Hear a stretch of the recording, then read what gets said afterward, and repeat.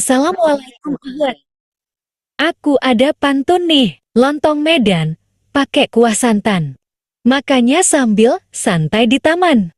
Ahlan wa sahlan, di kajian subuh Ramadan. Abis sahur please jangan, ngantuk keterusan.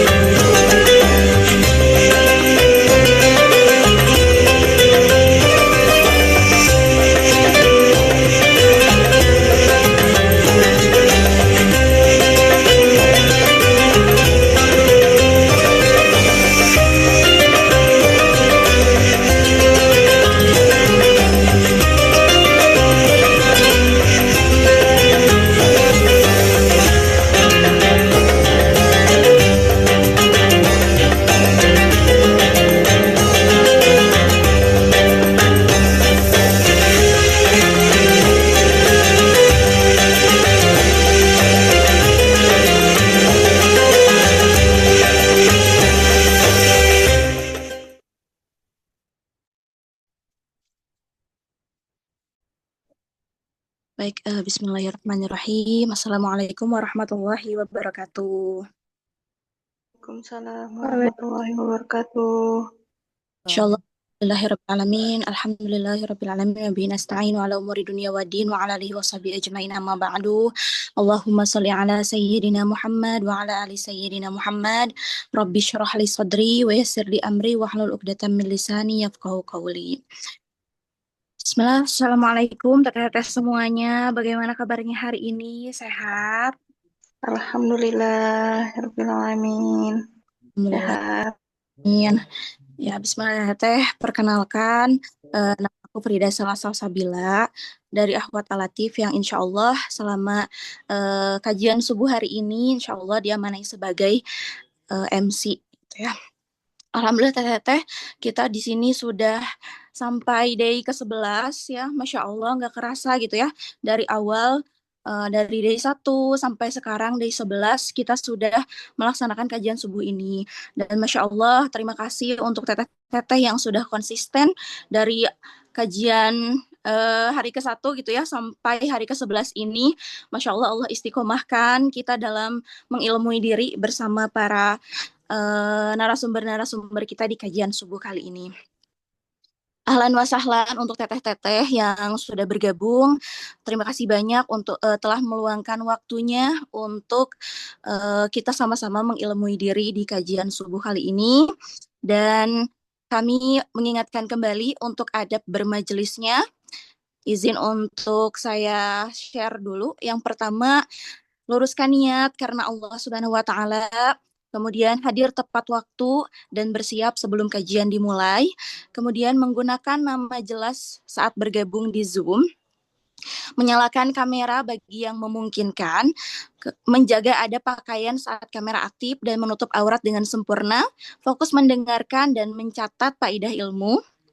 Kemudian bertanya dengan adab pada waktu yang dipersilahkan dengan format nama, underscore domisili, dan underscore pertanyaan. Dilarang menyebarkan link Zoom tanpa izin panitia.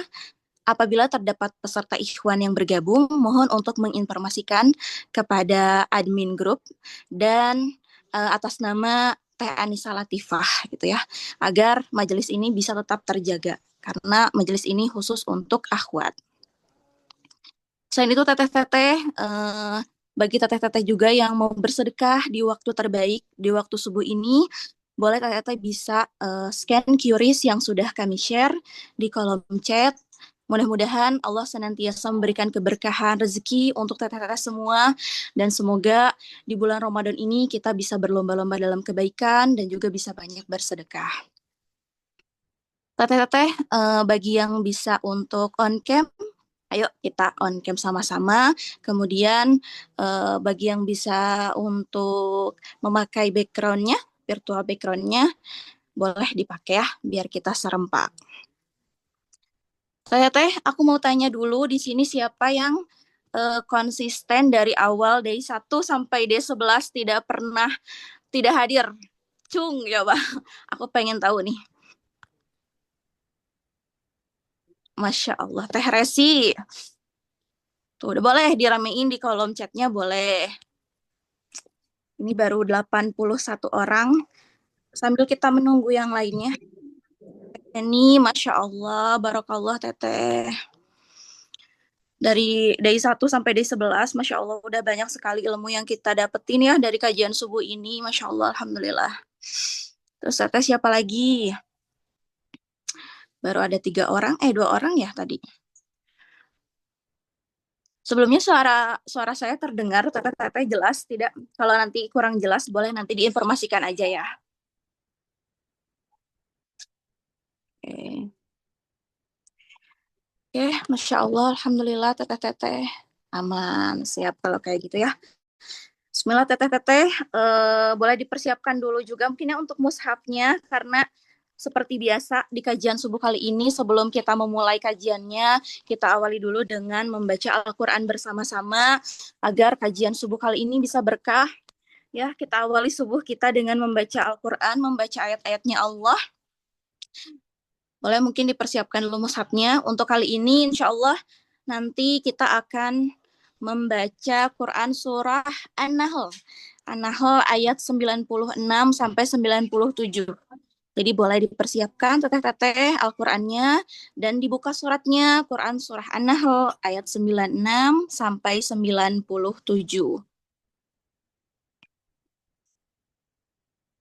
Oke. Nah, untuk kali ini insya Allah nanti kita akan mengajinya dilantunkan oleh Teh Meisya ya. Jadi boleh untuk teteh-teteh dipersiapkan aja untuk mushafnya. Udah teteh-teteh dipersiapkan mushafnya, Al-Qur'annya.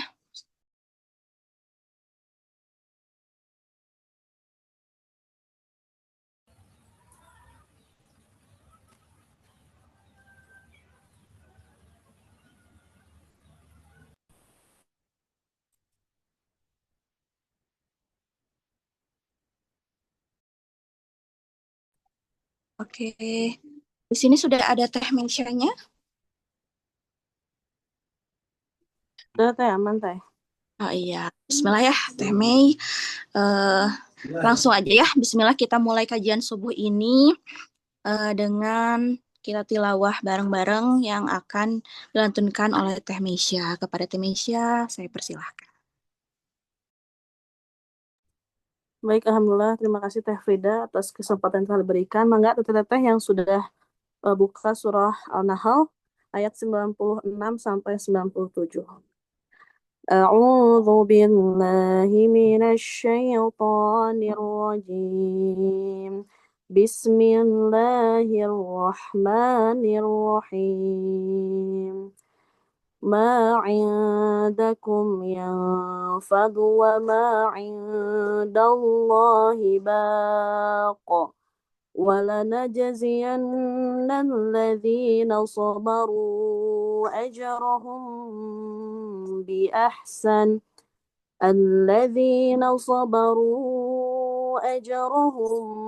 بأحسن ما كانوا يعملون من عمل صالحا من ذكر أو أنثى وهو مؤمن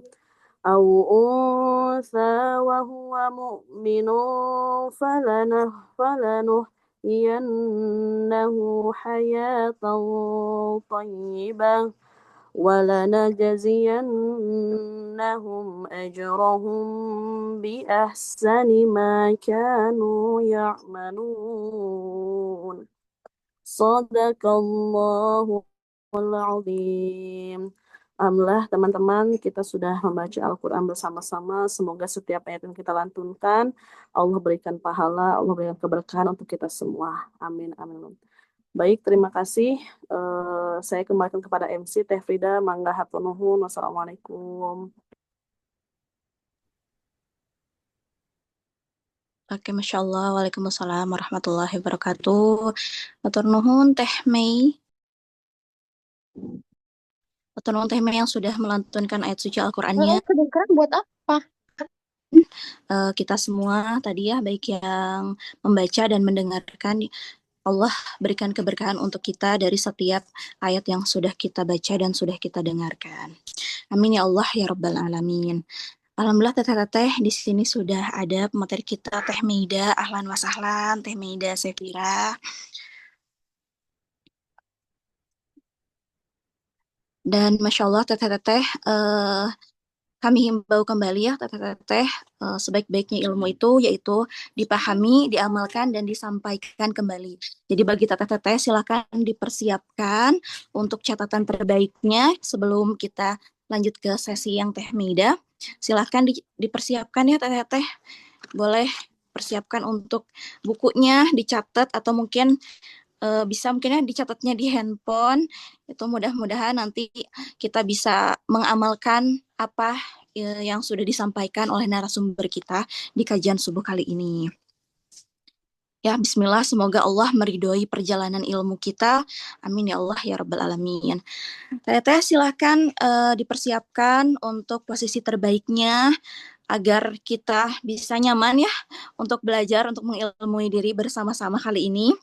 Kemudian untuk nanti sesi tanya jawab itu nanti bisa di drop untuk di kolom chat terlebih dahulu. Jadi teteh boleh nanti kalau mau bertanya tadi ada apa namanya nama underscore domisili dan underscore pertanyaannya apa.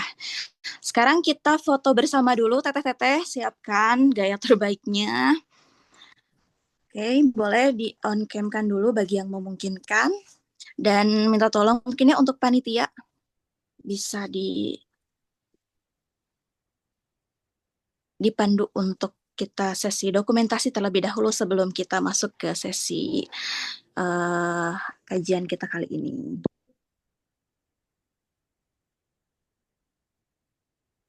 Oke, panitia yang mendokumentasikan sudah siap?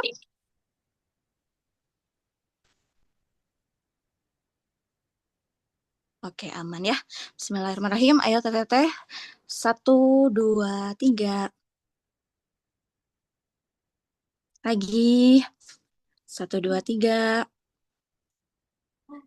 Slide berikutnya. Oke. Sekali lagi.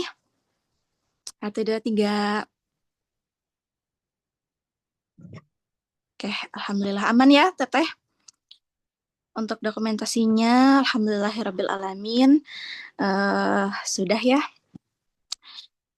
Oke, bismillahirrahmanirrahim teteh. Insya Allah di hari ke-11 ini kita akan membahas terkait muslimah di tengah peran tetap tumbuh di bulan Ramadan bersama Teh Meida Sefira, yaitu founder Hujan Safir dan juga sekaligus brand ambassador Nafatur. Mungkin teteh-teteh yang sudah mengikuti beliau ya di Instagram atau mungkin di sosial media yang lainnya tahu gitu ya, Teh Meida Sefira gitu ya.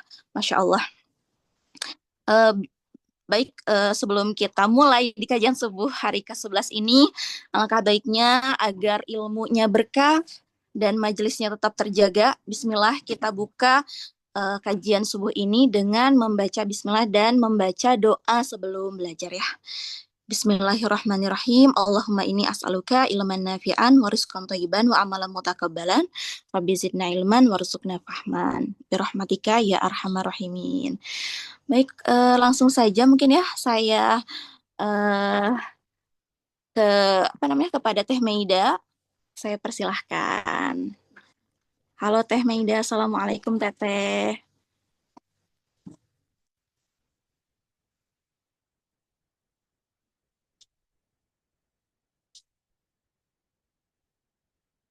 Oh iya, Oke, Teh Meidanya katanya izin dulu sebentar ya.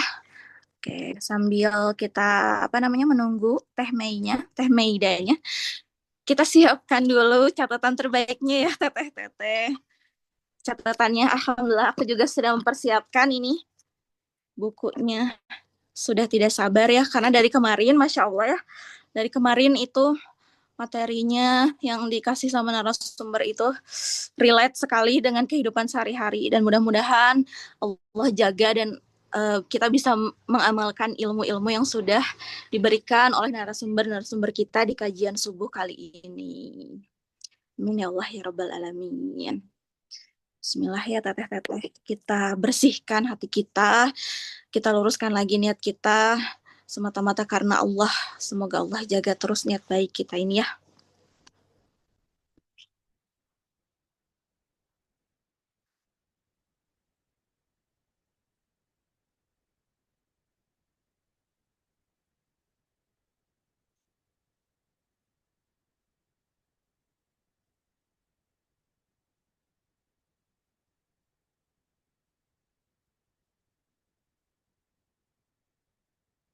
Teteh-teteh, tadi mungkin diingatkan juga untuk sesi tanya jawab nanti itu di akhir.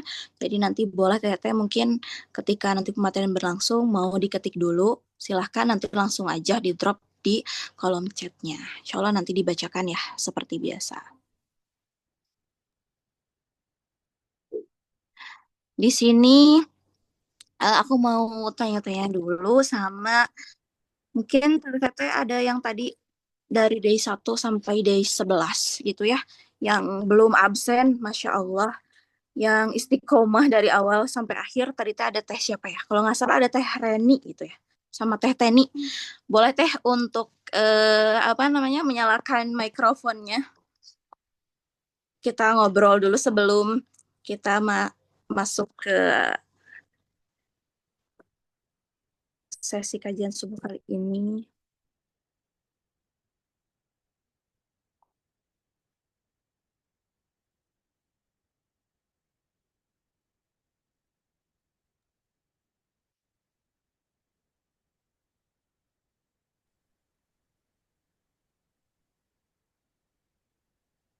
Oke, mungkin di sini Teh Meidanya apakah sudah ada? Udah ready. Alhamdulillah, Masya Allah. Oke ya, teteh-teteh, karena Masya Allah sekarang materi kita sudah ada dan sudah ready. Bismillah ya, langsung saja kita mulai untuk kajian subuhnya. Mangga teteh, dipersilahkan. Oke, bismillahirrahmanirrahim. Rabbi syrahli sodri wa yassirli amri wahlul uqdatam min lisani yafqahu qawli. Assalamualaikum warahmatullahi wabarakatuh. Waalaikumsalam warahmatullahi wabarakatuh. Warahmatullahi wabarakatuh. Alhamdulillahirrabbilalamin. Innalhamdalillah. Salawatu wassalamu ala rasulillah wa ala alihi wa ashabihi wa tabi'in wa tabi'ut tabi'in wa bihi nasta'inuhu ala umri dunia wadin. Alhamdulillahirrahmanirrahim. Segala puji syukur kehadirat Allah Subhanahu wa Ta'ala, karena atas kasih sayangnya Allah mengumpulkan kita di pagi hari ini di waktu yang penuh berkah, di bulan yang penuh kebaikan, dalam kerangka untuk menuntut ilmu. Mudah-mudahan Allah melapangkan ya setiap hajat-hajat kita yang kita minta kepada Allah. Allah berikan solusi dari permasalahan yang sedang kita hadapi.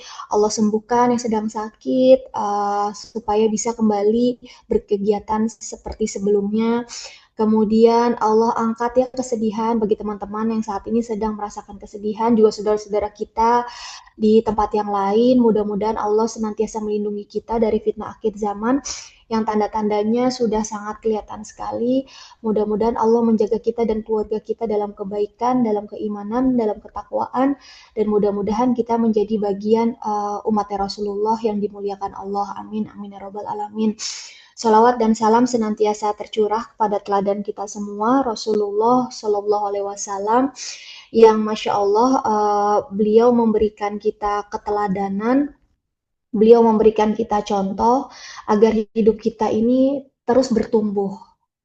Ada salah satu hadis beliau yang mengatakan bahwa hari ini harus lebih baik dari hari sebelumnya. Mudah-mudahan dan itu menjadi salah satu trigger ya Rasulullah pun menginginkan ya umatnya itu selalu lebih baik setiap waktunya. Artinya Rasulullah pun mencontohkan bahwa kita ini sebagai pribadi harus bertumbuh. Karena dengan pertumbuhanlah kita bisa menyebar manfaat sesuai dengan kapasitas kita.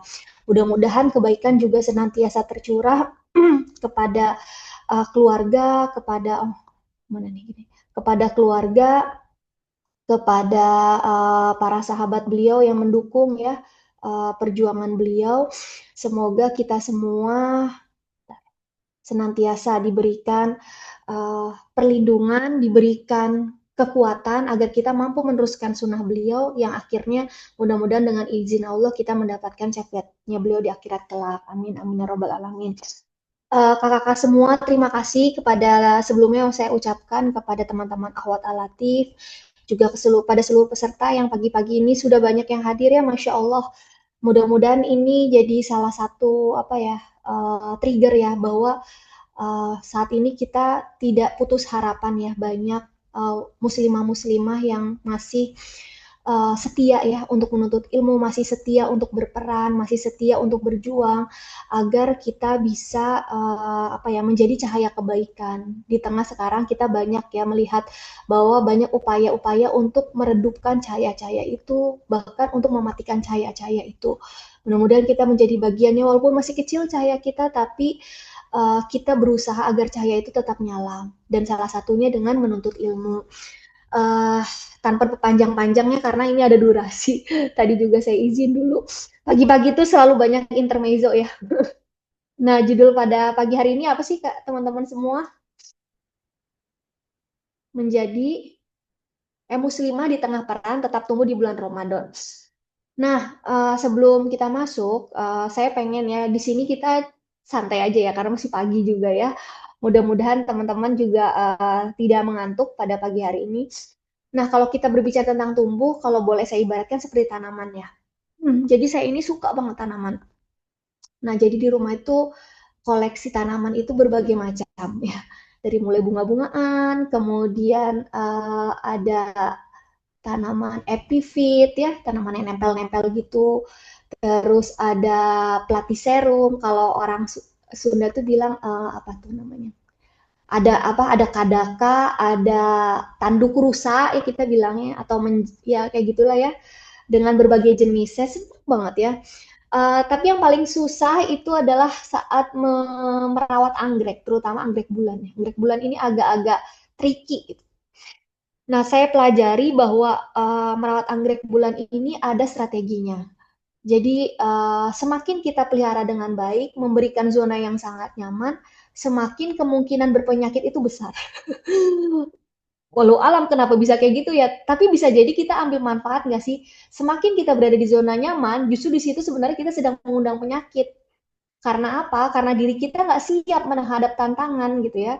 Sama seperti anggrek bulan, semakin saya rawat, dikasih pupuk ya, terus dijaga, protektif banget gitu ya. Tapi justru di situ anggrek bulan saya satu persatu mulai menunjukkan berhenti tumbuh atau bahkan mati karena berpenyakit. Gitu.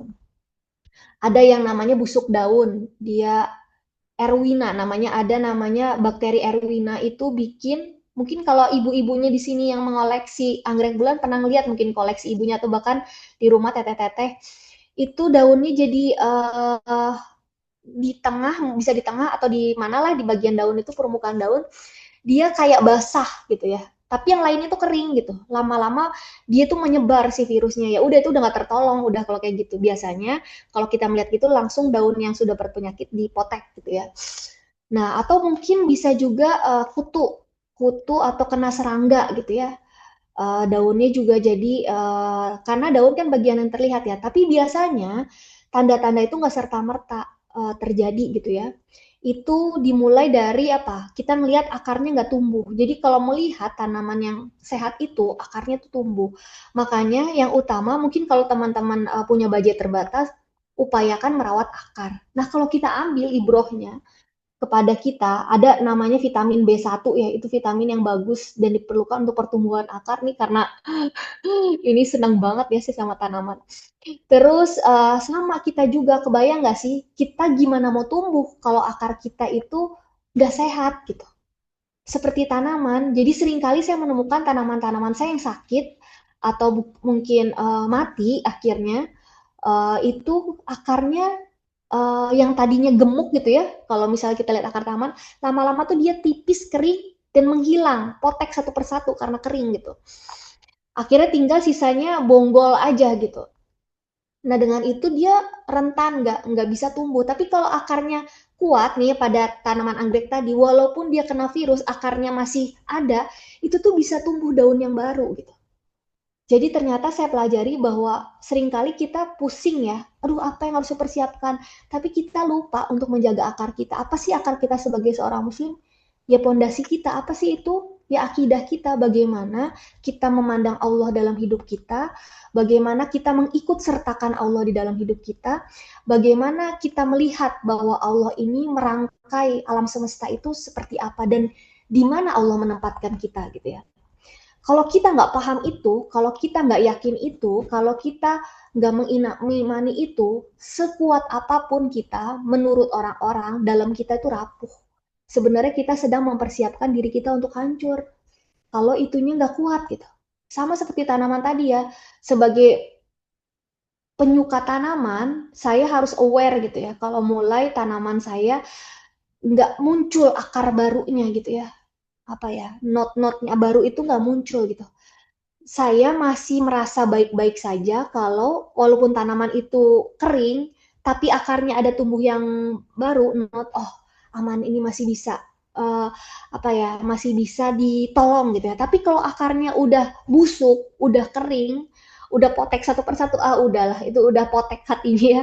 Ini pertanda tanda-tanda tanaman ini agak sulit untuk tertolong gitu ya. Nah sama kita juga gitu, mau kita seestetik apapun, mau kita seglowing apapun, mau kita secerdas apapun, tapi kalau akarnya sakit, kita akan sakit one day. Itu kan berangsur-angsur ya, rasa sakit itu berangsur-angsur. Kemudian yang kedua, sebagai kita manusia, tadi ya, akarnya memastikan akar itu harus sehat, harus kuat, dan harus aktif bertumbuh. Gimana caranya? Kalau tanaman tadi dikasih vitamin, kalau kita dikasih nutrisi, nutrisinya apa? Kita jaga hati kita tetap sehat gitu. Karena hati ini kan dalam sebuah hadis ya menjadi faktor utama. Kalau hati ini rusak, maka akan merusak yang lainnya gitu. Akidah rusak, maka yang lainnya akan rusak. Maka kita harus tahu apa yang membuat perakaran ini rusak. Apa yang menyehatkan perakaran ini rusak. Penting banget. Kita nggak hanya, seringkali ya, penghobi tanaman itu fokus hanya bagaimana tanaman itu tumbuh. Tanpa mempertimbangkan apa yang bisa mematikan tanaman itu. Nah, begitu juga saat kita belajar tentang akidah, kita sering fokus gimana caranya supaya kita beribadah, supaya semakin dekat sama Allah. Tapi kita lupa bahwa kita juga harus pelajari apa sih yang Allah benci, apa sih yang Allah nggak suka. Untuk apa? One day itu hadir di hidup kita udah memproteksi gitu. Kita udah bikin boundary, kita udah bikin batasan agar virus tadi itu nggak masuk ke dalam kehidupan kita. Gitu. Kita udah ada senjata dengan cara apa? Kita menuntut ilmu, terutama kita berdoa ya, kan ada ya doa buat akhir zaman ya, semoga kita dilindungi dari fitnah jahanam, fitnah kubur, fitnah hidup, kematian, dan fitnah dajjal gitu ya. Endingnya yang paling besar fitnahnya adalah fitnah dajjal gitu.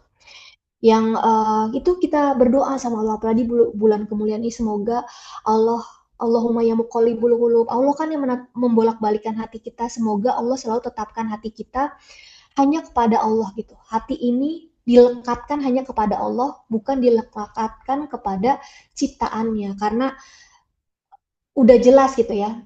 Dan pasti kalau kita melekatkan hati kita pada ciptaan Allah yang hidup, yang kondisinya dinamis, pasti kita akan kecewa. Kalau kita kecewa terus-menerus, akhirnya rusak ya. Diri kita ini rusak gitu. Kita nggak percaya sama takdir, kita nggak percaya sama diri sendiri. Lah kalau udah kayak gitu, terus siapa yang kita percaya gitu. Makanya penting sekali kita mengetahui apa yang membuat perakaran tadi bisa rusak, bahkan bisa mati tadi ya. Kita pelajari, dari mana kita pelajarinya? Sama seperti menghobi makan tanaman, karena saya nggak punya background apa namanya, agro, ya kayak gitulah ya, teman-teman yang pertanian, saya nggak punya background itu, maka saya follow saya follow guru-guru, yang menguasai tentang anggrek. Jadi sampai saya dengerin gitu ya YouTube-nya dan lain-lain, oh kalau ada penyakit ini beli, obatnya yang mana? Oh penyakit jamur tadi ya, sama penyakit serangga itu beda gitu obatnya. Jadi saya harus ada insektisida, ada fungisida ya.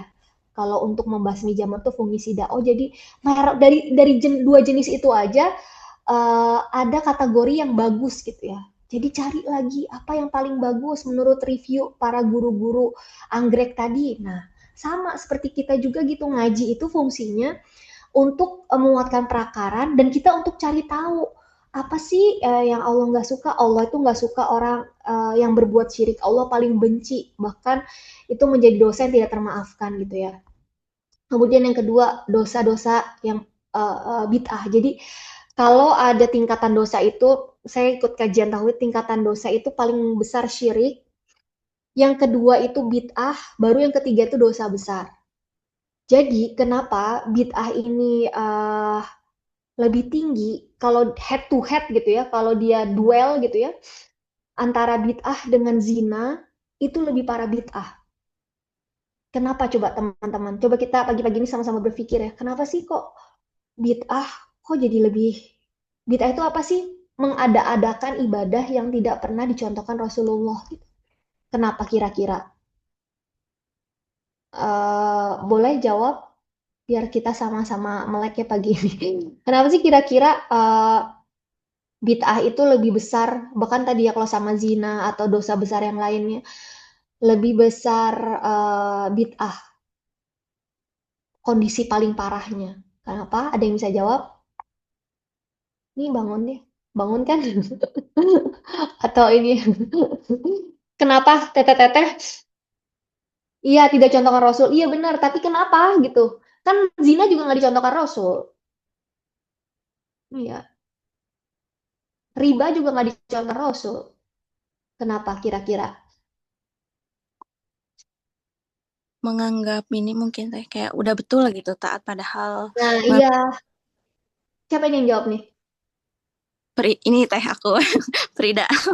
Oh, Masya Allah. Iya benar. Jadi seringkali orang pelaku bid'ah itu menganggap saya udah di jalan yang benar kayak karena saya melakukan ibadah gitu. Jadi udah pede gitu ya. Udah pede keterima gitu. Tapi kalau pelaku zina itu ada rasa kayak aduh aku takut gitu ya. Takut kegep warga, takut ini gitu ya. Ada sedikit gitu ya rasa itu tuh gitu ya. Tapi nggak tahu kalau yang pro ya, yang udah pro. Tapi tetap ada rasa was-was itu gitu.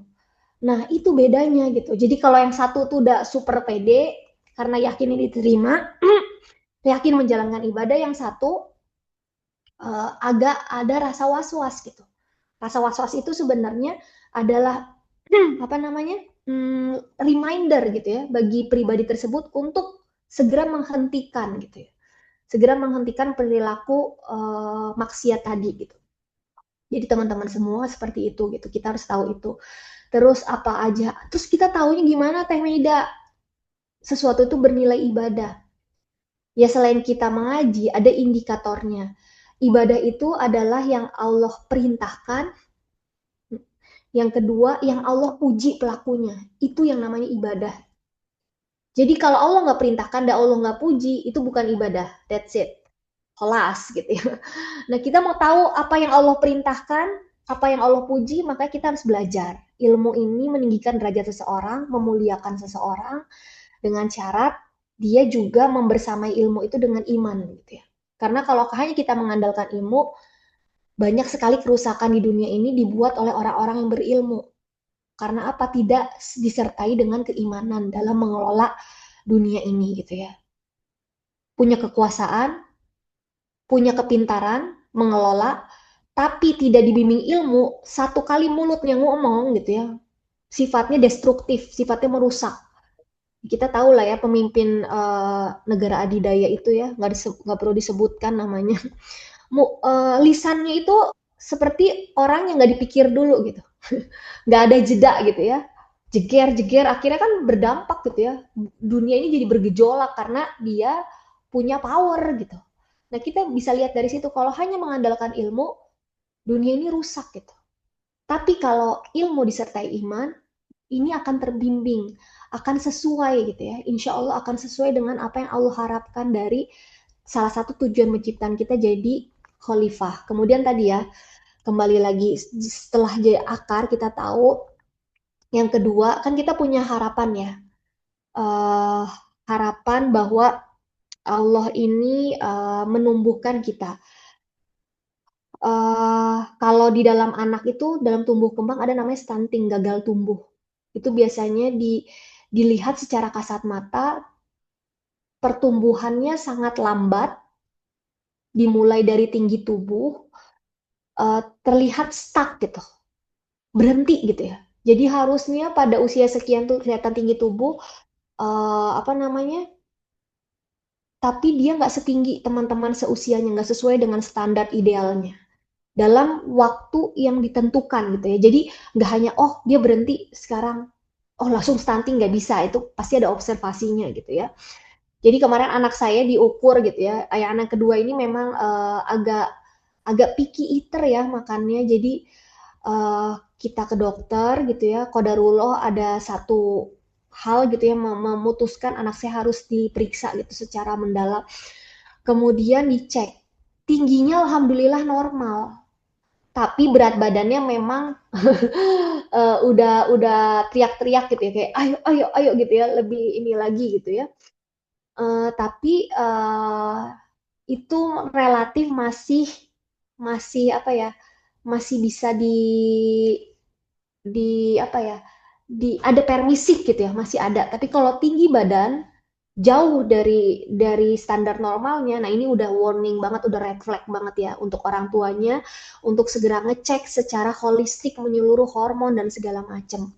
Termasuk di diri kita gitu. Kalau kita ngerasa hidup kita gini-gini aja, hidup kita nggak ada progres, kita nggak cukup hanya berproses ya teman-teman semua, uh, tapi kita hidupnya juga harus berprogres. Kalau kita nggak ngerasa nggak ada progres, di situ sebenarnya adalah alarm. Apa yang terjadi dalam hidup kita? Apakah ada kerusakan yang nggak kita sadari? Apakah ada hal-hal yang membatasi hormon nutrisi, mohon maaf, nutrisi tadi nggak masuk, akhirnya hormon pertumbuhan hidup kita ini jadi nggak maksimal. Nah, di situ sebenarnya momen kita untuk mengevaluasi gitu. Kemudian selanjutnya apa lagi? Saat kita hidup gitu ya, sama seperti tanaman, mungkin ini ibaratnya nggak terlalu apple to apple, tapi kita bisa melihat ya, karena kan segala penciptaan Allah di muka bumi ini semuanya memberikan hikmah, pelajaran bagi orang-orang yang mau berpikir gitu kan ya, ulul albab itu orang-orang yang mau berpikir gitu. Nah, kita lihat tanaman itu nggak cukup hanya dipupuk, nggak cukup hanya disayangin, tapi juga dia harus ditempatkan pada tempat yang sesuai. Ada loh ternyata saya baca jenis tanaman yang dia destruktif pada lingkungan sekitarnya. Contohnya apa? Sawit. It's sawit. Maaf ya. Iya. Pagi-pagi kami udah tepi jurang gitu ya. Kenapa sih sawit itu merusak, sawit itu rakus, merusak nutrisi di dalam tanah. Merusak, mengambil nutrisi di dalam tanah. Jadi kalau ada tanaman di sekitar sawit, dia bakalan mati, nggak bisa tumbuh maksimal karena sawit ini rakus, serakah, ngabisin semuanya. Kemudian yang kedua, sawit ini boros air. Makanya daerah yang sawit itu biasanya agak kering. Airnya disedot sama si sawit gitu ya. Udah gitu segala macam tetek bengeknya. Makanya orang-orang protes ya tentang keberadaan masif gitu ya, penanaman sawit ini ya karena itu gitu. Dia merusak tanah. Jadi tanah yang sudah kena sawit itu rusak pokoknya ya. Ya meskipun menurut sebagian orang menguntung, segelintir orang, nggak sebagian ya, segelintir orang menguntungkan karena keuntungannya nggak sampai ke kita gitu ya. Segelintir orang, aduh mohon maaf, segelintir orang apa namanya, menikmati hasilnya, tapi pada umumnya sawit itu mendatangkan Ya mungkin kita bisa ya dapat impact-nya, tapi tidak berlebihan gitu. Kalau berlebihan tanah-tanah yang ditinggalkan dari sawit itu udah hilang unsur haranya. Sangat kecil sekali gitu. Kemudian kembali lagi ya, jadi kita memastikan tanaman itu karena tanaman itu pada dasarnya itu tuh saling membantu loh. Jadi saya pernah lihat ya. Jadi kalau kita nanam tanaman ya di dalam tanaman kita, tanaman itu saling tolong menolong. Berbeda dengan si sawit ini gitu ya. Tanaman itu saling tolong menolong. Jadi kalau ada tanaman yang sakit, tanaman di sekitarnya itu ngasih alarm. Ada tanaman yang mau roboh gitu ya, itu baik. Ini suara siapa ya? Tanaman mau roboh, yang lain itu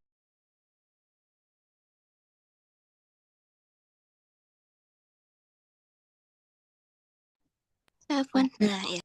jadi kolaborasi tanaman yang lain di sekitarnya. Terus tanaman yang sakit itu memancarkan alarm bagi tanaman yang lain, kamu berhati-hati, saya sedang sakit gitu loh.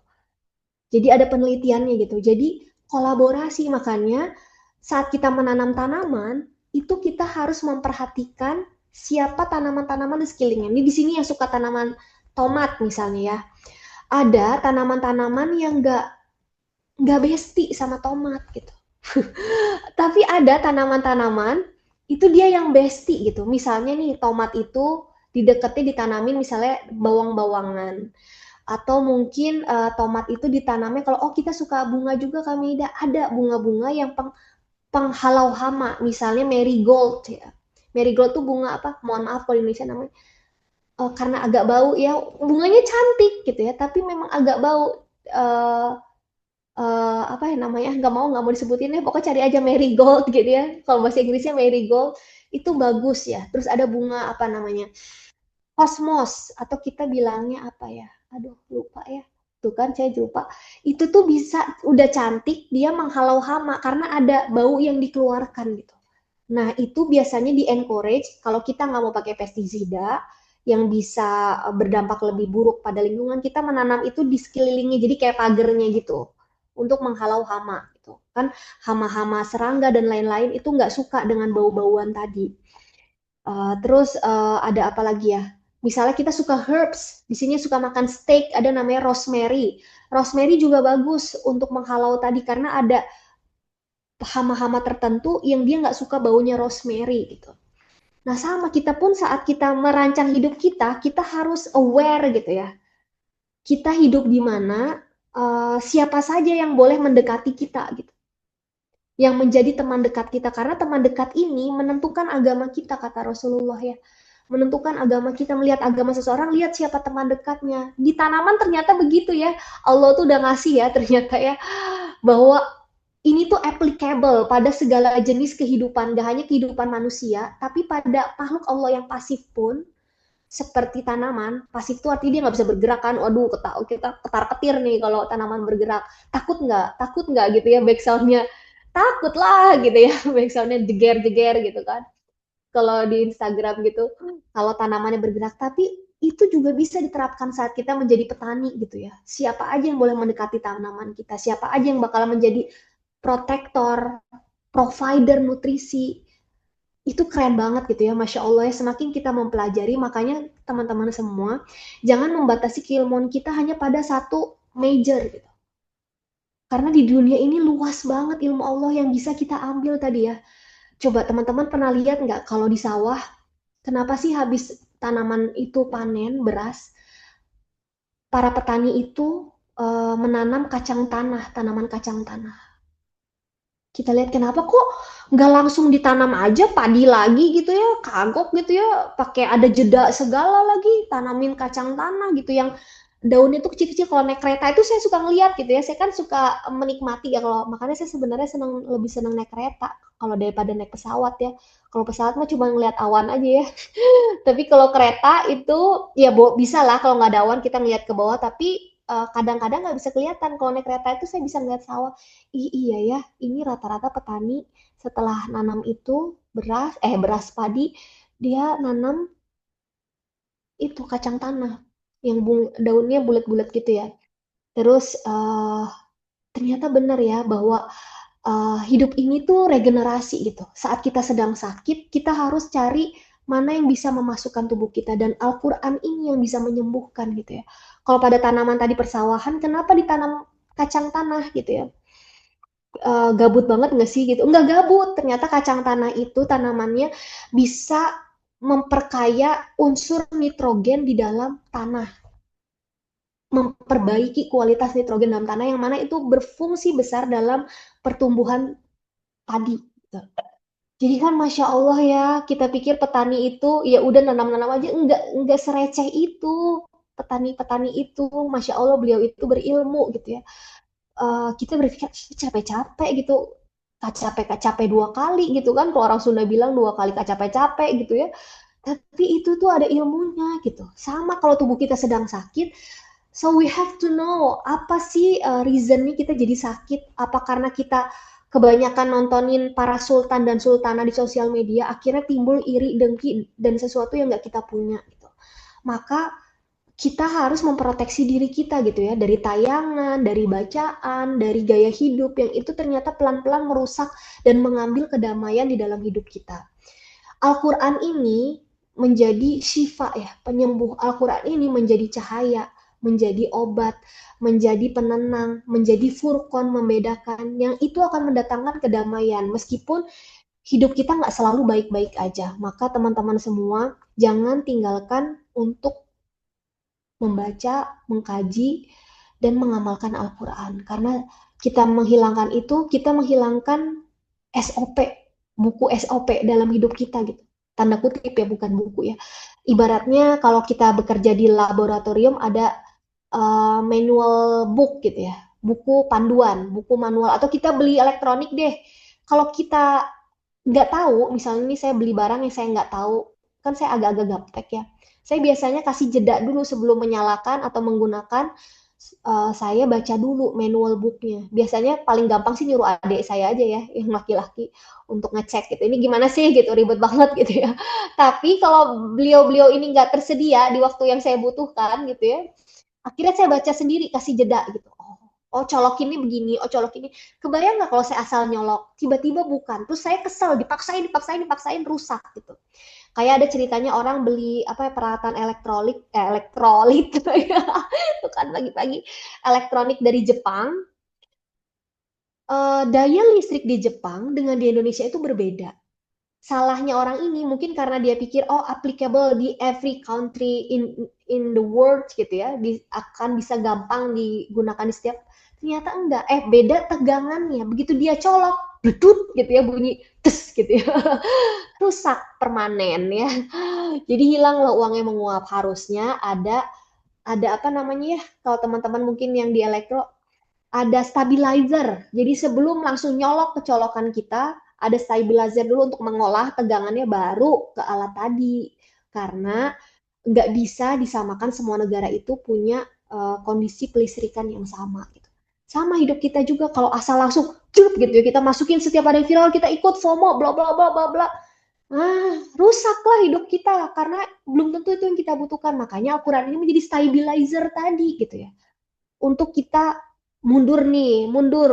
Kalau di Instagram tuh mundur gitu ya, mundur gitu ya, atau maju, suruh maju gitu kan. Jadi seperti itu gitu. Jadi kalau kita meniadakan Al-Quran di dalam bagian hidup kita tadi, masya Allah ya, pagi-pagi kita udah mendengarkan tadi tilawah dari teteh-teteh di sini. Itu fungsinya apa? Untuk menenangkan kita. Banyak sekali orang riset gitu ya. Al-Quran ini, bahkan kemarin saya lihat ya, ada orang ikut temannya yang taksi yang muslim. Dia diwawancara gitu ya, random di Instagram. Orangnya orang bule. Terus dia ikut taksi yang muslim itu lagi ngedengerin murotal. Terus dia dalam perjalanan, kok saya tidak pernah merasa setenang ini dalam hidup saya. Lalu dia nanya ke drivernya, Pak gitu ya, ini tuh musik apa? Kok saya nggak pernah denger? Ini enak banget saya ngedengernya, saya kok jadi tenang banget. Ini bukan musik katanya, ini adalah Al-Quran. Oh, kata dia. Akhirnya dia menggunakan Al-Quran itu, tilawah itu, murotal itu untuk healing dia setiap hari. Didengerin. Masya Allah, jadi Al-Quran ini nggak hanya apa ya, ini tuh komprehensif gitu ya. Semakin kita pelajari, semakin kita paham bahwa Allah itu ngasih syariat, ngasih perintah larangan itu semuanya demi kebaikan kita. Once we pergi dari itu semua gitu ya, kita nggak peduli, ya hidup kita pelan-pelan jadi rusak gitu. Boro-boro mau tumbuh, yang ada kita stuck dan di situ kerusakan pelan-pelan terjadi gitu ya. Jadi teman-teman, Al-Quran jangan ditinggalkan. Kemudian selanjutnya, tadi udah lingkungan ya, terus kita ngasih nutrisi. Tadi kalau kita manusia dari Al-Quran, dari zikrullah, dari kita ikut kajian. Terus kita jangan lupa, hidup kita ini seringkali orang berpikir Ramadan itu udah ibadah aja, tapi ibadah itu kan luas ya. Nggak hanya kita berpuasa, iktikaf, dan segala macam. Kita ada di dalam kehidupan ini, ada hak Allah, ada hak makhluk gitu ya. Kita melakukan hak Allah, mau menuntaskan hak Allah ini juga ada degree-nya, ada derajatnya. Mana yang wajib itu yang didahulukan, mana yang sunnah itu bisa ditunda. Jadi kalau kita dilihat mana yang sunnah bertemu dengan yang wajib, maka kita pilih yang wajib dulu. Misalnya nih, sholat duha, anak sakit, anak butuh kita urgent. Ya anak ini juga adalah punya hak dari kita, maka kita tunaikan itu dulu karena duha ini sunnah gitu. Ya enggak? Jadi jangan dibalik, ah udahlah biarin aja gitu, yang penting ini ya. Berarti kita lalai, kita nggak paham degree tadi gitu.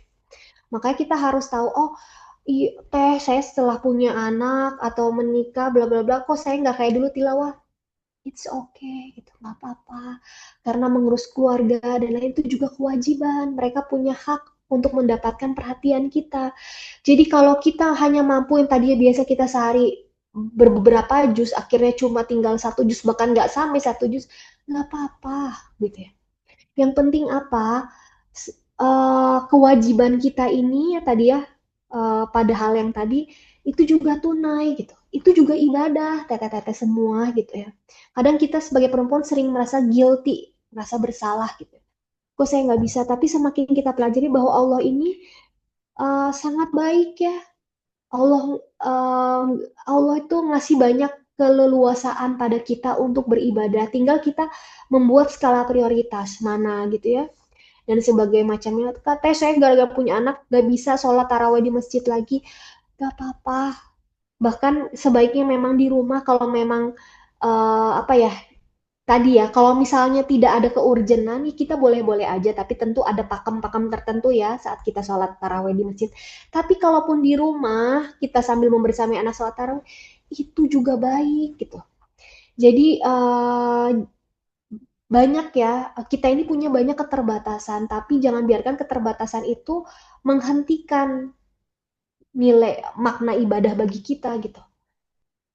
Maksudnya gimana tadi, misalnya keluarga dan lain di head to head itu bukan untuk di head to head gitu. Itu untuk apa? Untuk dikerjakan, untuk ditunaikan sesuai dengan kemampuan kita pada saat itu gitu, teteh-teteh. Kemudian selanjutnya tadi nutrisi dan lain, lingkungannya. Jadi kalau apa kita how we know gitu ya, kita itu fit dalam situasi tersebut, kenal diri kita gitu. Misalnya seperti saya nih, saya dulu people pleaser, sampai saya merasa kok saya ngecewain orang ya, karena saya ngeiyain tapi sebenarnya saya nggak bisa gitu.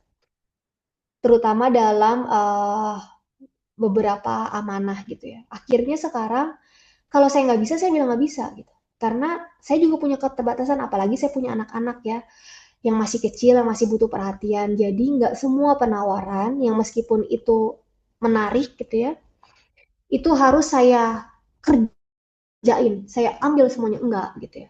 Jadi kenapa saya bisa melakukan itu? Karena akhirnya saya tahu tidak semua yang ditawarkan itu sesuai dengan kebutuhan saya saat itu. Jadi kenali diri kita sehingga kita bisa create lingkungan kita tuh mau apa. Misalnya teman-teman di sini overthinking.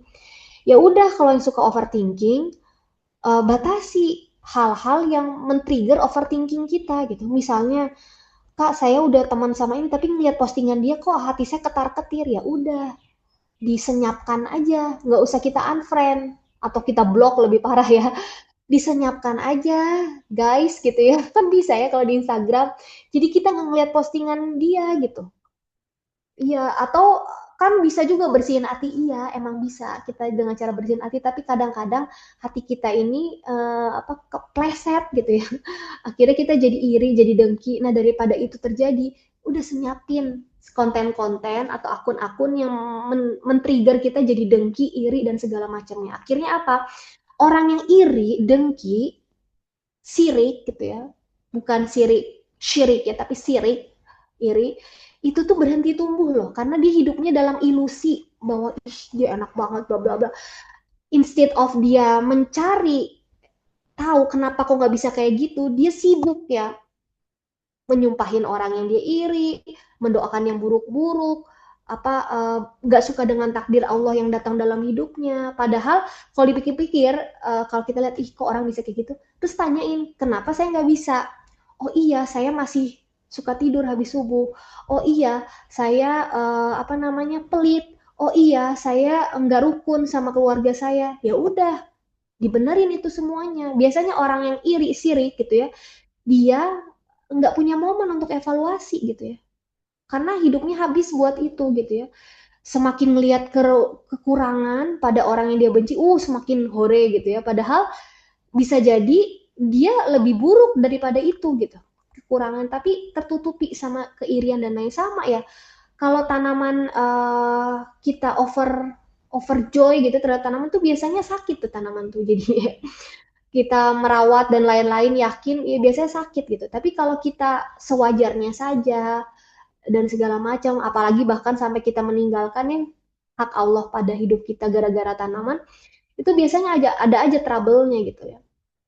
Nah, seperti itu teman-teman. Terus juga kalau kita lihat pertumbuhan kan yang ideal itu kalau tanaman itu akarnya kuat, batangnya kokoh ya, seperti di surat Ibrahim kalau nggak salah. Manusia itu diibaratkan pohon akarnya tuh kuat, batangnya kokoh, rantingnya tuh banyak, rimbun dan berbuah lebat gitu ya.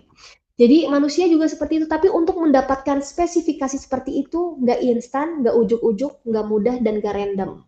Semua ada usaha, ada doa, ada kegagalan, ketekunan, ada keikhlasan, ada tawakal di dalamnya, ada ikhtiar di dalamnya. Jadi sama, kalau hidup kita mau tumbuh, itu tuh whole package yang harus kita kelola. Kelola rasa sakit ya. Tanda apa ya, orang yang mencintai dunia berlebihan itu reaktif gitu. Maksudnya gimana Kak Meida? Reaktif. Jadi kalau ada yang diambil marah, ada yang diambil protes dan segala macam gitu. Itu tandanya kalau kita pede bahwa hidup kita ini baik-baik aja. Tapi kalau orang yang aware, orang yang berhati-hati, melihat ada yang diambil, melihat ada yang dihilangkan, di remove gitu ya dari hidupnya, itu tuh aware. Oh, apa yang terjadi ya? Apa yang saya perbuat ya? Apa yang saya pelajari ya? Gitu ya. Daripada marah, ya kan?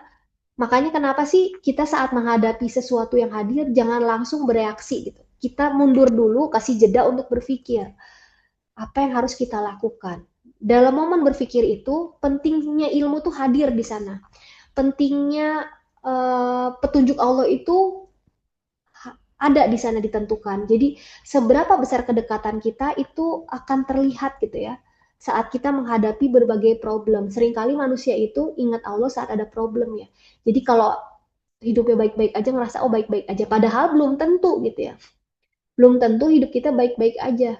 Siapa tahu istri droj ya. Siapa tahu gitu. Seringnya manusia itu merasa aware saat baru ada hentakan dalam hidupnya itu baru aware gitu. Padahal yang nikmat juga harus menjadi bahan evaluasi gitu ya. Apa sih yang mau terjadi kok Allah ngasih banyak nikmat ke hidup saya? Bukan kita suuzon ya. Oh, berarti ini mungkin bukan buat saya aja ya, tapi juga buat orang-orang di sekeliling saya gitu ya. Dengan ilmu kita juga punya skill dan punya opsi kakak-kakak semua gitu. Kenapa sih makanya Rasulullah itu men-encourage dirinya dan para sahabat itu untuk menuntut ilmu sebanyak-banyaknya. Untuk apa? Supaya ada opsi. Nggak semua masalah dalam hidup kita itu bisa dikendalikan atau dituntaskan dengan satu jurus. Bener nggak sih? Saat kita melihat anak tantrum, kita nggak bisa langsung diem gitu ya, nggak bisa. Tapi kita harus pelajari kenapa tantrum. Oh, ngeliat jam. Oh iya, dia nangis. Karena dia udah waktunya ngantuk. Terus jam lagi. Oh iya, dia tantrum karena lapar gitu ya. Oh iya, dia tantrum karena oh mungkin tadi saya kebanyakan waktu sama saudaranya yang lain, tapi sama dia kurang quality time-nya. Oh gitu. Oh dia tantrum karena lagi sakit, gak enak badan, agak anget sih badannya gitu kan ya. Kalau kita belajar tuh, kita jadi punya opsi untuk apa? Untuk bisa mengendalikan apa yang terjadi di dalam hidup kita gitu. Meskipun itu semua dengan izin Allah ya, bantuan Allah, tapi kita ada ada kelegaan gitu ya bahwa kita bisa mengatasi itu menurut kita gitu ya. Endingnya kan tetap Allah ya yang menentukan seperti itu teteh-teteh semua. Jadi pada pagi hari ini kita belajar gitu ya bahwa tumbuh itu bukan terjadi secara random. Tumbuh itu seperti pohon bambu gitu ya. Seringkali kita mungkin nggak ngelihat pertumbuhan itu pohon bambu itu, tahu nggak teman-teman teteh-teteh semua, saat kita menanam bambu dari mulai tunasnya itu dia nggak tumbuh serta merta langsung gitu ya, jeger kayak kita ngambil batangnya dan segala macam untuk kita manfaatkan, tapi dia di dalamnya itu baru bisa tumbuh, diam-diam tumbuh tuh selama 5 tahun. Setelah 5 tahun bambu itu baru menjulang. Sebelum itu kayak apa dia stunting, apa dia apa kok nggak tumbuh-tumbuh gitu ya, karena dia menguatkan akarnya dulu gitu ya, menguatkan di dalamnya dulu baru dia menjulang. Setelah 5 tahun rata-rata baru terlihat pertumbuhan yang signifikan pada pohon bambu. Begitu juga diri kita gitu. Kalau kita sudah berikhtiar, kita sudah berdoa dan lain belum kelihatan, bukan berarti kita nggak tumbuh. Tapi Allah menyiapkan dalam kita kuat dulu sebelum kita siap untuk memberi manfaat bagi orang lain. Itu aja yang ingin saya sampaikan pada pagi hari ini. Mohon maaf apabila ada yang kurang berkenan. Wabillahi taufiq wal hidayah. Wassalamualaikum warahmatullahi wabarakatuh. Waalaikumsalam warahmatullahi wabarakatuh. Masya Allah, jazakillah khairan kasiran Teh Meida atas tadi sharingnya ya di kajian subuh hari ke-11 ini. Ya, untuk teteh-teteh, bagi yang mau bertanya, boleh langsung aja ya di drop ke kolom chatnya. Insya Allah nanti saya bacakan. Ini udah ada ya, sebentar. Ini udah ada Teh Ya, bertanya di kolom chat. Katanya dari Teh Indah, Bandung. Teh, terima kasih banyak atas penyampaian materi hari ini, sangat relate. Indah ingin bertanya seperti yang Teteh bilang bahwa tadi kita itu harus senantiasa berprogres di samping berproses. Salah satu penghambat manusia dalam berprogres itu adalah sifat menunda. Bagaimana Islam memandang sifat menunda ini ya Teh, dan bagaimana cara mengatasinya? Karena jujur ini jadi masalah terbesar yang masih belum bisa Indah selesaikan. Terima kasih banyak Teh. Itu mungkin Teh pertanyaan yang pertama. jadi harus berprogres. Makanya kan dalam Islam tuh ada berlomba-lomba fastabiqul khairat gitu ya. Berlomba-lomba dalam kebaikan. Kalau kita berlomba gimana sih? Kita tunda. Ntar dulu deh gitu ya. Kan enggak ya kalau kita berlomba itu kompetitif gitu. Kita berusaha saling mendahului kompetitor kita gitu ya. Tapi untuk kebaikan gitu. Jadi di sini di encourage untuk gak menunda. Bahkan kadang terbersit ya. Misalnya saya mau sedekah tuh. Itu ada dompet yang kamu mau gitu ya, dan segala macamnya, jangan dulu, tunda dulu aja, nanti lagi aja kalau ada kerjaan lain baru kamu sedekah dan lain-lain.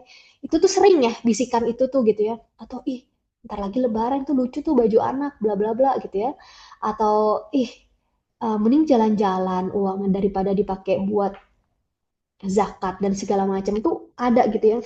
Makanya biasanya kalau saya pribadi pagi hari itu pikiran tuh masih cukup jernih ya, langsung tunaikan semua kewajiban gitu ya. Setiap menerima gaji itu langsung ada alokasi buat utility rumah, terus kemudian misalnya menerima uang gitu ya, utility rumah, kebutuhan bla bla bla, baru rekreasi yang mana gitu ya, itu baru sisanya kalau ada lebih. Kalau terus kemudian hak-hak orang yang harus ditunaikan itu tunaikan dulu sebisa mungkin, secepat mungkin gitu ya. Kalau memang sudah menerima gitu ya, seperti itu Teteh. Jadi kita tinggal berpikir aja gitu ya, apa sih kalau kita menunda ternyata itu menumpuk ya, akhirnya kewajiban itu menumpuk Bukan orang misalnya tadi ya pada finansial, bukan orang nggak mampu membayar, seringkali ditunda gitu. Terus malah mendahulukan yang nggak penting gitu. Akhirnya waktunya habis, budgetnya habis. Akhirnya kemana? Pinjol. Padahal pinjol itu mendatangkan kemudorotan yang besar ya dalam tatanan ekonomi rumah, tatanan sosial gitu ya. Pinjaman online ini luar biasa dampak kerusakannya gitu ya. Sama kita juga kalau nggak hanya dalam finansial ya, dalam apapun kita menunda. Nih ibu-ibu di rumah nunda cuci piring kalau nggak ada ART, kalau nggak ada dishwasher, kan kebayang ya numpuk ya. Nunda segala sesuatu. Makanya kalau konsepnya, kalau kita mengelola kebersihan rumah, melihat, kerjakan, melihat, kerjakan, melihat, kerjakan gitu ya. Melihat ada yang kotor, kerjakan, melihat ada yang ini, kerjakan, kerjakan. Jadi nggak numpuk gitu. Ini saya ngomong sama diri saya juga ya, kadang tunda-tunda gitu ya. Tapi ternyata itu melelahkan menunda itu. Nggak ada penundaan yang baik, menunda untuk memberi barang yang nggak kita perlu. Menunda untuk FOMO. Menunda untuk itu baik. Nggak semua penundaan itu jelek. Tapi kita harus mengetahui. Makanya kenapa kita perlu petunjuk Allah ya. Untuk ada furqan gitu. Ini baik nggak kita tunda? Oh, ini baik. Ya, misalnya nundanya untuk bukber sama teman-teman. Padahal di rumah kita aja belum bukber sama orang tua. Oh ini baik, nggak apa-apa. Kita bukber sama keluarga dulu dan segala macamnya. Jadi kita harus bisa memilah dan memilih mana penundaan yang baik, mana penundaan yang enggak. Karena nggak semua penundaan itu jelek. Ya, menunda jajan yang nggak penting itu juga baik karena kita bisa saving. Menunda apalagi traveling, padahal ada yang lebih urgent itu juga baik gitu ya. Jadi nggak semua penundaan itu jelek, tapi menunda untuk berbuat baik, misalnya bersedekah ya, misalnya teman-teman udah punya penghasilan tapi menunda buat umroh ya, buat haji, nah itu nggak baik gitu. Jadi kalau emang teman-teman punya penghasilan, kita bisa mencicilnya, bisa mulai menabung, apa ya, mengcreate gitu ya. Pos-posnya gimana caranya supaya kita bisa berangkat gitu. Gitu misalnya. Masya Allah, jazakillah khair Teh Meida atas jawabannya. Tadi betul ya, kita bisa pilih-pilih penundaannya seperti apa. Mudah-mudahan kita bisa diistiqomahkan dalam melakukan kebaikan. Amin. Teteh, bagi yang mau bertanya secara langsung, boleh langsung raise hand aja ya. Dan bagi yang mau bertanya di kolom chat juga, dipersilahkan untuk langsung aja dikirimkan dengan formatannya. Masya Allah, tadi daging semua ya teteh-teteh. Yang pertama tadi kita hati juga menguatkan akarnya. Ini belum ada yang raise hand.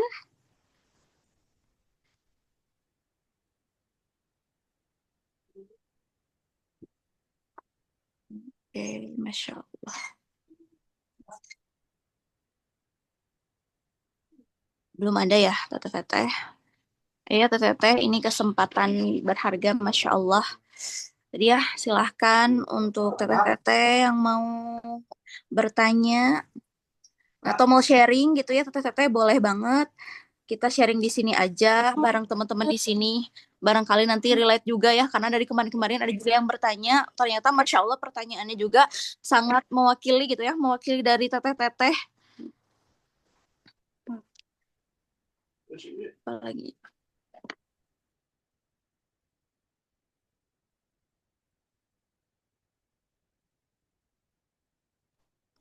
Ya, sambil ini mungkin ya, Teh Mei, aku mau ini dari aku dulu mungkin ya Teh. Boleh. Ya, kan ini tadi dari tema kita gitu ya, hari ini muslimah di tengah peran tetap tumbuh di bulan Ramadan gitu ya. Tadi sebenarnya tadi yang Teh Meida bilang gitu ya, kan kita tuh pasti punya peran masing-masing gitu ya. Apalagi mungkin di sini ada teteh-teteh yang masih kuliah gitu ya, yang mungkin masih sekolah, terus juga yang sudah menjadi seorang ibu atau seorang istri gitu ya. Dan pasti itu mempunyai kehektikannya masing-masing gitu ya di peran-peran tadi kalau misalkan seorang ibu gitu ya yang mungkin galau karena tadarusnya semakin berkurang gitu karena misalkan ngurusin anak, Dan Masya Allah, tapi ternyata justru disitulah gitu ya, justru di situ juga bisa loh gitu jadiin sebagai ibadah gitu ya, niat kita sebagai ibadah. Nah gimana sih cara kita memaksimalkan peran kita juga ketika mungkin bekerja gitu ya, karena ada juga mungkin teteh-teteh di sini yang kerjanya tuh dari pagi sampai misalkan malam gitu ya, bahkan misalkan ya Allah ada juga ya teman Frida gitu ya yang wah, saya mah malam juga masih kerja gitu ya. Tapi udah gimana lagi gitu untuk menghidupi kehidupan sehari-hari gitu. Apalagi mungkin di bulan Ramadan ini. Jadi kadang pulang kerja tuh capek gitu. Tilawah juga mungkin hanya di waktu-waktu senggang aja. Tapi kayak pengen banget bisa maksimalin. Tapi udah gimana lagi gitu pilihannya. Mau mau nggak kerja tapi nggak dapet penghasilan gitu.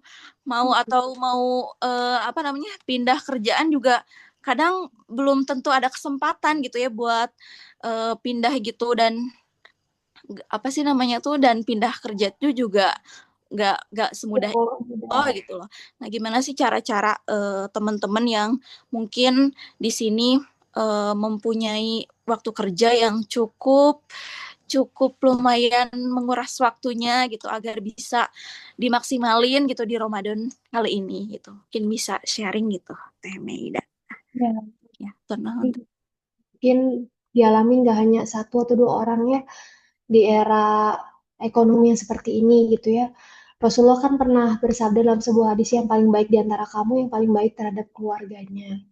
Jadi memang benar banget kalau niat itu menghantarkan kita kepada proses selanjutnya gitu. Jadi luruskan niatnya apapun ya. Kita bekerja untuk orang tua, membantu mungkin orang tua kita dalam keadaan yang tidak optimal sehingga tidak bisa mencari nafkah. Kalau kita anak-anak bilang generasi sandwich, nggak apa-apa gitu ya. Tapi kita niatkan karena Allah, niatkan untuk membantu orang tua gitu, membantu keluarga, itu tadi ya yang paling baik loh kata Rasulullah. Jadi ada orang yang baik sama orang, tapi sama keluarga enggak, ya itu enggak termasuk kategori itu gitu. Jadi luruskan niatnya, saya bekerja ini bukan hanya untuk memenuhi ego saya secara pribadi, tapi untuk keluarga, untuk menolong keluarga karena Allah gitu. Karena kebaya kalau kita nggak kontributif gitu ya, ini keluarga gimana? Karena finansial itu kan sesuatu yang penting juga ya dalam kita berkehidupan gitu ya. Apalagi di era sekarang sesuatu dikit-dikit uang, ujung-ujungnya uang gitu ya, uang, uang, uang gitu. Nah, dengan itu mudah-mudahan ini adalah luar biasa ya mencari nafkah dan lain-lain. Ini jihad loh, teteh-teteh semua gitu ya. Jadi mudah-mudahan Allah merahmati. Lalu tinggal kita berstrategi aja. Jadi kalau kita nggak bisa ngaji langsung, nggak bisa ikut kajian, zikir aja gitu ya. Zikir sambil kita ngetik, sambil kita melayani customer, misalnya dan lain-lain. Zikir mau istighfar ya, mau tasbih, mau tahmid, bahkan sekelas Fatimah radhiyallahu anha, anak Rasulullah kan pernah mengeluh ya, capek lo jadi ibu di rumah aja, terus suaminya sering pergi gitu kan perang. Ali bin Abi Thalib tuh waktunya lebih banyak di medan perang mungkin ya, terus mungkin juga konflik sama Ali. Kalau orang yang di medan perang kan lebih keras ya. Jadi Fatimah terbiasa lembut dan lain-lain, kan ada ya konflik itu. Jadi kenapa sih Allah itu menjadikan Rasulullah itu supaya jadi teladan buat kita? Karena hidupnya tuh relate sama kita. Anaknya capek jadi IRT, capek dalam rumah tangganya, ada momennya Rasulullah tuh bilang, bukannya nggak mau bantu, mau aja ini semua ART di rumahnya boleh, tapi kan mereka belum tentu berkenan ya pindah tuannya, gitu kata Rasulullah. Jadi mau nggak ayah ajarkan yang akan melegakan, melepaskan penat, disuruh tasbih 33 kali, tahmid, takbir gitu ya. Jadi teman-teman sambil zikir aja, itu juga adalah bentuk ikhtiar kita untuk tetap mengisi puasa dengan beribadah. Kalau nggak bisa satu juz nggak apa-apa. Yang Allah lihat itu bukan banyaknya, tapi kualitasnya. Kalau banyak tapi hati kita nggak terpaut, juga sia-sia gitu. Tapi yang penting kualitasnya. Kalau kita bisa misalnya hanya beberapa ayat, nggak apa-apa. Allah tuh paham gitu ya. Karena Allah kan tahu ya kita berjuang cari nafkah bukan untuk foya-foya, bahkan untuk flexing-flexing bukan gitu ya, tapi buat keluarga gitu. Jadi tunaikan aja yang sebisa mungkin. Kan Rasulullah pernah sebelum Mu'az bin Jabal diutus ya delegasi dakwah ke Yaman, Mu'az tuh bilang, ya Allah, berikan aku wasiatmu gitu ya. Rasul itu bilang bertakwalah semampumu. Jadi sepatunya sepatu kita, bukan sepatu orang. Kalau orang bisa 10 juz sehari, gak apa-apa. Kita doakan. Karena tahu nggak apa doa yang paling baik itu dulu para sahabat gitu ya, kalau pengen mendapatkan sesuatu mendoakan orang lain sesuai dengan doanya. Misalnya, ya Allah, Masya Allah dia, jadikanlah dia penghafal Quran, mudah-mudahan Allah tetapkan Al-Quran dalam hatinya, tunai melihat yang teman-teman kita hebat. Itu jadi doa buat kita juga gitu. Jadi shortcutnya gitu, kalau kita nggak bisa menjalankan, kita doakan orang-orang yang bisa tadi. Mudah-mudahan kebaikannya itu kembali ke kita gitu. Doa yang tidak diketahui, yang kita doakan itu lebih mustajab dan itu akan berdampak ke kita. Jadi zaman dulu tuh para sahabat kayak gitu ya, Masya Allah ya. Jadi kalau nggak bisa ngerjain itu, mendoakan orang lain supaya itu datang dalam hidupnya. Ya Allah, berikanlah rezeki yang lebih lapang supaya aku bisa punya kesempatan banyak beribadah, berdua-duaan dengan Engkau ya Allah gitu ya. Ya, lapangkanlah urusan orang-orang sekelilingku dan lain-lain, itu jadi kembali ke kita doanya. Dan juga apa? Tadi ya, sepatunya itu sepatu kita, ukurannya ukuran kita. Karena kalau enggak, jadi nggak pas, nggak fit in gitu. Saya sama Teh Frida mungkin beda backgroundnya, punya banyak tantangannya beda-beda. Ya udah, kerjakan sesuai dengan tantangan kita masing-masing gitu. Fokus pada kehidupan kita sebelum kita melebarkan fokus kita gitu. Gitu teteh. Mudah-mudahan Allah ridhoi ya semua lelahnya teteh-teteh semua diganti dengan Allah dengan kelapangan di dunia dan di akhirat, diberikan keluarga yang suportif, diberikan keluarga yang apa namanya taat sama Allah, anak keturunan kita taat sama Allah, amin amin ya rabbal alamin. Allah, amin amin ya Allah ya rabbal alamin. Jazakillah khair Teh Meida tadi atas jawabannya, Masya Allah. Karena di sini pasti banyak juga ya teteh-teteh pejuang pejuang keluarga gitu ya. Mudah-mudahan Allah mudahkan, Allah berikan keberkahan rezekinya. Amin ya Allah ya rabbal alamin. Ya Teh, ini di sini ada yang nanya juga di kolom chat dari Teh Nisa Bandung. Teh jazakillah khair atas ilmunya, izin bertanya, tadi Teteh sempat mention soal people pleaser. Akhirnya nggak bisa nolak kalau diberi amanah. Gimana caranya Teh akhirnya bisa mulai berani menolak permintaan tersebut, sampai akhirnya bisa kasih waktu buat diri sendiri, bisa kenal dan ngobrol sama diri sendiri. Jazakillah khair Teh. Itu mungkin Teh. Setelah mengalami hal yang tidak menyenangkan ya tadi ya, numpuk ya semuanya. Terus juga kewajiban yang lebih utama itu jadi terabaikan dan segala macam. Akhirnya kan nggak bagus ya buat apa ya struktur kehidupan saya gitu ya. Jadi kalau satu ini kan dia jadi kayak efek domino ya, ke semuanya kena gitu. Terlalu besar beban kerja misalnya ya, karena tadi tidak bisa memilah dan memilih mana job desk yang harus dikerjakan, mana yang bisa ditolak. Akhirnya nyampe ke keluarga udah sisa-sisa tenaga. Sedangkan keluarga juga dinamis ya, nggak selalu bisa memprovide emosi kita yang tinggal sisanya tadi gitu. Mereka juga punya kebutuhan, bergejolak, akhirnya timbul konflik ya kan, kayak gitu. Misalnya ke anak-anak lah mudahnya ya, akhirnya timbul konflik ya udah akhirnya sejak itu tuh kayak lihat dulu di mana kalau ini enggak deh gitu ya.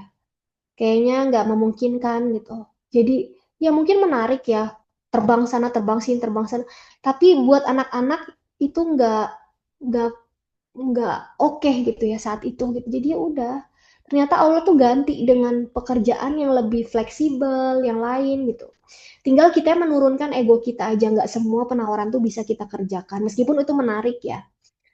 Pada case saya itu menarik. Atau mungkin nggak semua peran. Misalnya saya waktu itu beberapa kali ditawarkan jadi kayak bagian partai dan lain-lain, caleg dan lain-lain. Saya kayak saya di keluarga kayak gimana saya aja masih struggle ya sama anak-anaknya. Gimana? Saya belum ada backup yang anak-anak itu bisa attach gitu ya sama beliau itu belum ada dan belum ketemu yang bisa ada ART cuma belum bisa apa ya kayak sayanya nggak lega gitu loh kalau misalnya semuanya dikasihin ke orang gitu sedangkan kalau kita jadi wakil rakyat kan kita harus apa namanya legowo ya keluarga ini apa mungkin jatahnya itu berkurang tapi saya ngelihat kapasitas saya kondisi saya belum optimal ya tolak. Ada beberapa gitu ya, tolak aja gitu karena nggak bisa. Karena itu berdampak besar sekali keputusan itu gitu ya. Terus habis itu apalagi itu kemarin ya kayak mungkin sinetron dan segala macam. Bukannya nggak mau, cuma sayanya nggak bisa gitu ya. Udah gitu usia saya bertambah, ya kan? Kadang ada problem gitu ya tubuh kalau terlalu lelah gitu ya. Jadi nggak maksimal gimana sih? Jadi akhirnya ya udah hidup secukupnya. Akhirnya sekarang saya belajar hidup secukupnya pada kebutuhan saya aja, bukan kebutuhan orang.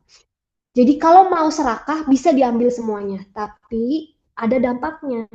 Saya nggak punya waktu me time, waktu ngobrol sama anak, dan segala macam gitu ya. Yang itu esensial dalam hidup saya. Akhirnya ya udah, hidup aja secukupnya, sewajarnya, sesuai kebutuhan aja gitu.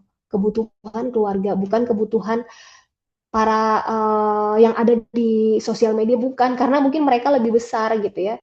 Kalau hidup itu mah kita nggak beres-beres ya, nggak beres-beres standarnya. Jadi makanya penting banget hidup kita ini penuh syukur dan qanaah. Dah, kalau misalnya itu kita nggak perlu berlebihan dalam segala sesuatu.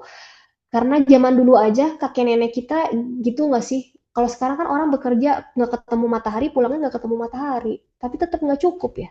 Masih zaman dulu kakek atau ayah kita ketemu pagi tuh ya ya santai aja gitu ya pagi pulang. Tapi cukup kebutuhannya, Masya Allah ya. Jadi apa yang salah gitu? Oh, jadi kayak gitu kakak-kakak semua. Jadi kenali diri, maka kita bisa bikin boundary. Berkata tidak selalu jelek. Bahkan kadang itu bisa mendatangkan kebaikan bagi hidup kita gitu. Apalagi ajakannya berupa ajakan yang kurang baik ya, atau mungkin yang tidak produktif ajakannya. Jujur aja gitu, saya dari kecil itu mungkin bukan part yang penawaran ya, penawaran pekerjaan, tapi penawaran kayak kita nongkrong yuk. Saya bisa kalau itu menolak karena emang saya nggak suka nongkrong gitu ya. Saya nggak suka ngobrol, makanya teman saya sedikit gitu. Nggak suka ngobrol kalau hanya hahaha gitu. Dari dulu tuh, dari saya kecil kayak gitu. Jadi nggak bisa saya ngobrol kalau hanya hahaha. Makanya orang bilang, kamu mah jiwanya tua gitu. Dari kecil tuh jiwanya udah tua gitu. Jadi temennya biasanya orang-orang kalau nggak sepantar tapi harus jiwanya yang sama frekuensi itu nggak apa-apa teman dikit itu tidak menjamin oh temannya dikit kita nggak masuk surga enggak, yang penting teman-teman yang sedikit itu berkualitas ya, lingkungan yang sedikit itu berkualitas, lingkungan yang suportif, yang aman, yang membuat kita bertumbuh, nggak apa-apa gitu. Karena setiap penolakan pasti ada konsekuensi ya. Kalau kita pertemanan mungkin kita agak dipinggirin, nggak apa-apa. Karena semua ada seleksi alamnya. Kita akan bertemu dengan orang-orang yang sefrekuensi sama kita gitu. Gitu. Allah jazakillah khair teteh. Tadi aku relate banget sih karena aku tuh termasuk orang yang nggak enakan teh. Jadi kadang untuk nolak tuh aduh nanti takutnya temen aku teh marah gitu. Kan kayak kemarin teman-teman kuliah gitu ya, teman-teman yang dulunya kuliah kita sama-sama bareng, tapi kan sekarang udah kerja, udah sibuk dengan kegiatannya masing-masing. Terus ketika aku diajakin gitu ya sama teman aku kayak ngapa sih ngomongnya sok sibuk pisan cina sombong sekarang mah gitu-gitu, padahal padahal bukannya seperti itu, tapi orang-orang tuh kayak jadinya kok jadinya mutusin silaturahmi sih, padahal kan sebenarnya nggak kayak gitu, nggak mau mutusin silaturahmi, tapi memang kondisinya berbeda saja karena kan kita udah sibuknya masing-masing gitu. Jadi ketika aku nolak tuh bener-bener kayak nolak untuk kayak misalkan yuk kita nongkrong gitu-gitu, sebenarnya itu pengen nolak gitu, cuman agak susah gitu kalau di aku teh karena emang nggak enakan, terus takutnya nanti teman aku marah, nanti teman aku gini-gini, tapi akhirnya jadi capek gitu. Jadi kemarin Ya, lo kok capek ya kayak gini gitu, jadi ujung-ujungnya aku membatasi diri teh gitu, membatasi diri sama teman aku yang ini karena menurut aku ternyata capek juga ya gitu di fase yang seperti ini, apalagi kita itu kan prioritasnya udah berbeda, ya.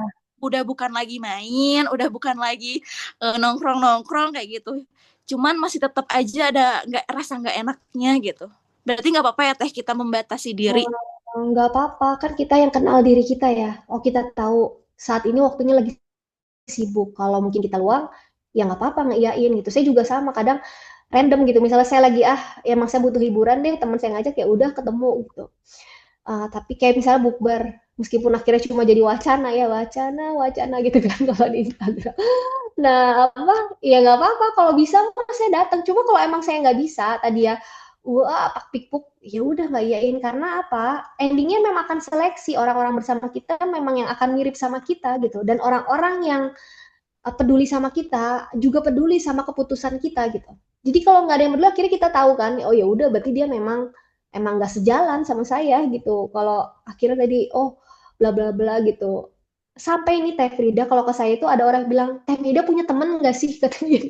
Karena saya itu orangnya di rumah saya bilang ada invisible friend ya katanya bilang gitu.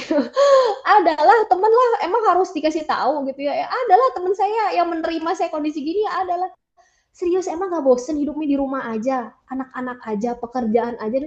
Enggak, saya happy gitu ya, karena di rumah saya bisa jadi diri saya sendiri dan lain-lain gitu.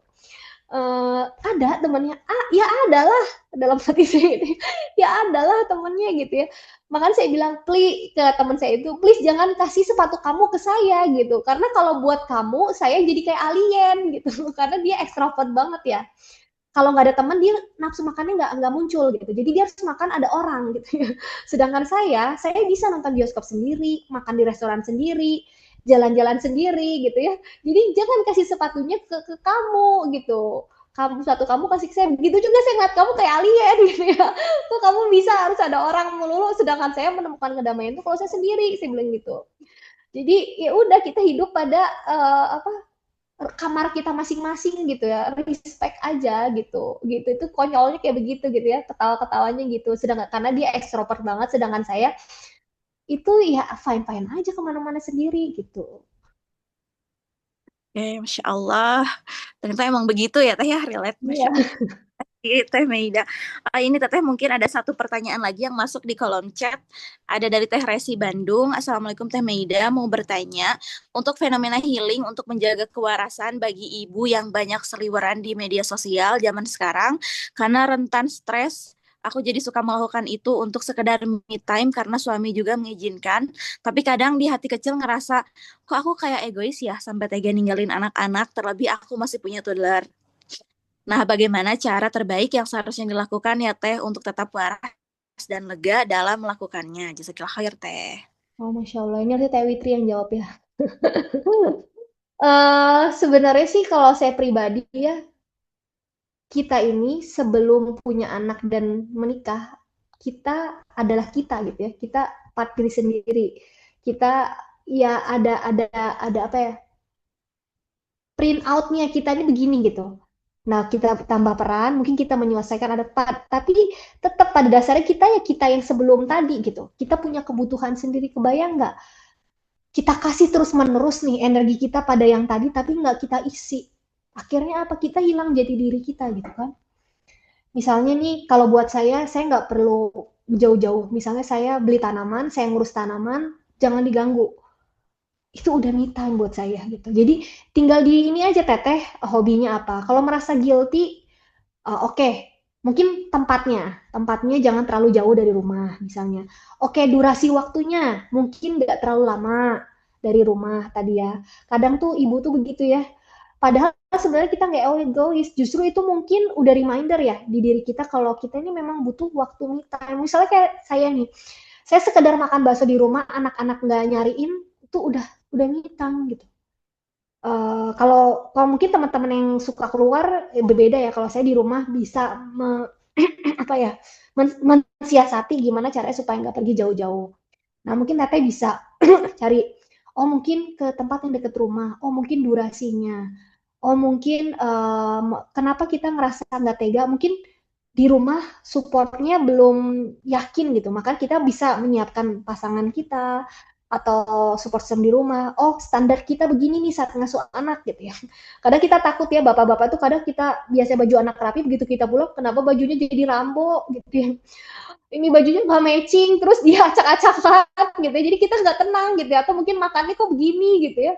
Mungkin kita kasih standarnya aja kita siapin sebelum berangkat A, B, C-nya nanti pakai ini, udah sesuai SOP ini, supaya kita tenang perginya, makannya udah kita siapin dan lain-lain. Biasanya yang nggak bikin kita tenang karena kita belum persiapin gitu. Izinnya udah keluar sih, tapi karena kita belum persiapin, kita nggak lega gitu. Biasanya ibu kan punya standar masing-masing ya, yang mungkin orang lain tuh belum mengerti standar itu gitu. Jadi kita delegasi, makanya ini juga skill mendelegasikan tugas, ini skill, nggak semua orang bisa mampu mendelegasikan tugasnya pada orang lain, sedangkan kita ini butuh kebutuhan. Kalau kita nggak isi kebutuhan kita, bagaimana kita mau memenuhi kebutuhan orang lain yang mereka perlu dari diri kita gitu. Nggak harus setiap hari me time, misalnya sebulan sekali, disiasati aja gitu, Teteh, karena banyak cara menuju healing tadi, uh, tinggal didiskusiin sama anak-anak. Boleh nggak Bunda pergi ke sini? Saya biasanya gitu. Sampai saya bilang kayaknya Umi emang jarang nongkrong nih sama teman-teman gitu ya. Boleh nggak? Terus dia bilang boleh tapi ikut katanya gitu kan, sama aja bohong ya. Boleh nggak? Bentar aja, jangan ikut dulu gitu misalnya. Jangan ikut dulu. Atau kadang saya biasanya mereka ikut tapi dalam grup ibu-ibu yang bawa anak. Jadi anak-anak ini akan main sama anak-anak lagi. Jadi saya sama ibunya gitu. Jadi tenang kan, kita bisa ngelihat, mungkin bisa di situasi itu gitu. Biasanya di Ahwat Alatif tuh kan ada kids corner ya. Jadi kalau misalnya ibu-ibu kajian nih perlu me time, ajak aja, tetap kita datang. Bawa anaknya, nanti dititipin sama teman-teman tete-tete Ahwat Alatif. Aman, kita bisa belajar, me time, jajan ya di Alatif. Anak-anak juga bisa seru-seruan sama teman-temannya gitu. Itu mungkin ya siasatnya gitu, Teteh. Ini mah tinggal teknisnya aja gitu ya. Masya Allah, Teh Maida, atur nuhun atas jawabannya. Masya Allah, mudah-mudahan tadi jawaban dan sharing dari Teh Maida bisa terjawab ya untuk teteh-teteh yang tadi sudah bertanya. Terima kasih banyak teteh-teteh tadi yang sudah bertanya, kemudian teteh-teteh yang sudah join dari awal sampai akhir. Nggak terasa ya, udah jam 6:30 ya teteh-teteh. Karena keterbatasan waktu gitu ya, jadi sesi tanya jawabnya kita cukupkan saja. Mohon maaf ya kalau misalkan nanti teteh-teteh mungkin tadi ada yang mau bertanya tapi keburu karena keterbatasan waktu ya. Mudah-mudahan nanti bisa di lain waktu, di lain kesempatan kita bisa sharing time lagi gitu ya. Jazakillah khairan kasiron untuk Teh Maida karena sudah sharing bareng kita di kajian subuh ini. Mudah-mudahan tadi ilmu-ilmu yang sudah Teteh sampaikan, bismillah ya, mudah-mudahan kita bisa amalkan semuanya dan kita bisa sharing lagi ke yang lainnya. Itu ya teteh-teteh, izin untuk tadi notice beberapa highlight ya di kajian subuh tadi bareng Teh Maida Safira. Tadi untuk tema kita kali ini yaitu muslimah di tengah peran tetap tumbuh di bulan Ramadan. Masya Allah teteh. Yang pertama tadi kita harus menguatkan dulu akarnya gitu ya, menguatkan dulu pondasi kita, hati kita ditautkan dulu kepada Allah, terus juga bersamai ilmu dengan iman. Terus kita jangan lupa untuk terus mempelajari Al-Quran, karena Al-Quran itu sebagai obat juga, sebagai ketenangan, mendatangkan kedamaian dan ketenangan hati. Dan kita juga harus seperti layaknya tumbuhan ya, harus ada nutrisinya, yaitu kita bisa memperbanyak zikir kita, terus juga kita bisa memilah lingkungan-lingkungan yang sekiranya itu baik untuk kita gitu ya. Kemudian bismillah teteh-teteh dengan peran yang kita miliki, kita bisa bertakwa gitu ya, semampunya kita dan mendoakan orang lain juga gitu ya. Bismillahirrahmanirrahim, mudah-mudahan Allah golongkan kita termasuk kepada golongan orang-orang yang bertakwa. Amin ya Allah ya Rabbal Alamin. Alhamdulillahirabbil alamin. Untuk kajian subuh hari ke-11 ini kita cukupkan dan kita doa terlebih dahulu dengan membaca istighfar. Astagfirullahalazim, astagfirullahalazim, astagfirullahalazim. Baca hamdalah, alhamdulillahirabbil alamin, dan kita tutup dengan doa kafaratul majlis. Subhanakallahumma wa bihamdika asyhadu an la ilaha illa anta astaghfiruka wa atubu ilaik. Oke, teteh, Masya Allah, alhamdulillah. Terima kasih kepada Bengkel Diri dan juga kepada Hujan Safir. Terima kasih kepada media partner juga bersama bermakna, tulisan Ensa dan Happy Bandung. Mohon maaf apabila masih banyak kekurangan. Wabillahi taufiq wal hidayah. Wassalamualaikum warahmatullahi wabarakatuh. Selamat beraktivitas teteh-teteh. Ya, barakallah. Warahmatullahi wabarakatuh.